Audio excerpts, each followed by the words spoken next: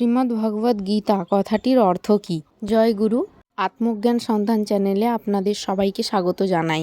নমস্কার। শ্রীমদ্ কথাটির অর্থ হলো সুন্দর, ভগবত কথার অর্থ হলো ভগবান, আর গীতা কথাটির অর্থ হলো গান তথা বাণী, অর্থাৎ ভগবান শ্রীকৃষ্ণের মুখনিসৃত গান। যখন কেউ দুঃখিত হন তখন তিনি বিভিন্ন রকম গান শোনেন, কিন্তু পাণ্ডুপুত্র অর্জুন যখন দুঃখিত হয়েছিলেন তখন তিনি কোনো গান শোনেননি।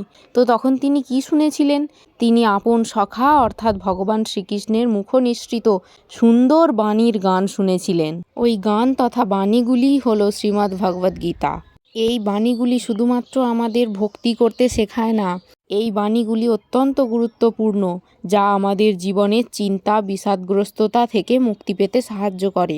তো আমাদের সকলের উচিত শ্রীমদ্ ভগবদ গীতা পাঠ ও শ্রবণ করা। এই বাণীগুলি অত্যন্ত একাগ্রতার সাথে ও স্থির চিত্তে পাঠ করলে আমাদের জীবন ধন্য হয়ে যায়। এই বাণীগুলির মর্মার্থ সঠিকভাবে বুঝতে পারার জন্য সদ্গুরুর প্রয়োজন, যিনি ভগবানের সঙ্গে আমাদেরকে জুড়ে যেতে সাহায্য করেন। ধন্যবাদ।